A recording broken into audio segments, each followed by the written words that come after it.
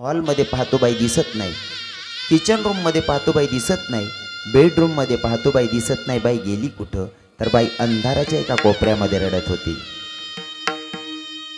पती जवळ गेले आणि पत्नीला सांगायला लागले, ए वेडी, का ग काय झालं, का रडतीया?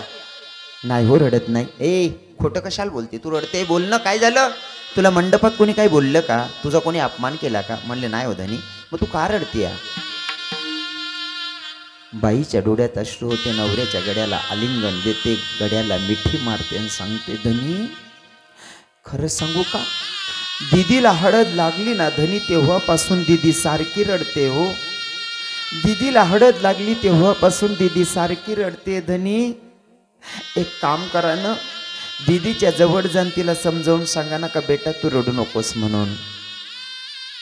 तो बाप म्हणतो, अगं वेडी, तू माय आहेस, तू 10, 20, 50 नाही 100 बायांमध्ये बसून रडू शकते ग, मला नाही रडता येणार का?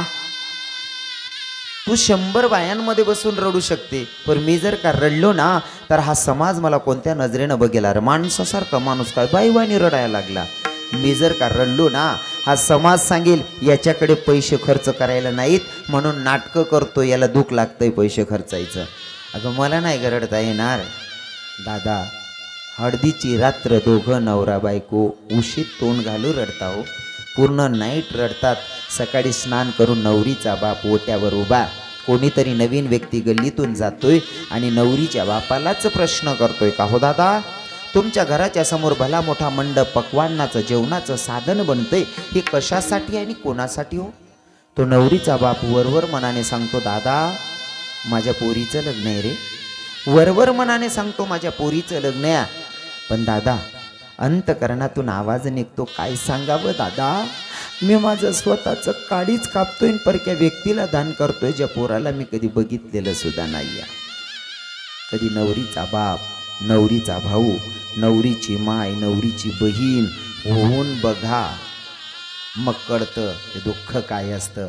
आणि हे कीर्तन घेतल्याच्या नंतर, अभंग घेतल्याच्या नंतर मला सांगायला आवडेल, ज्याचं जडतं ना, हे ज्याचं जडतं ना हे त्यालाच कळतं, इतरांना नाही ते कळायचं. लग्न संबंध आटोपल्याचा प्रसंग आहे तो आता बिदाईचा.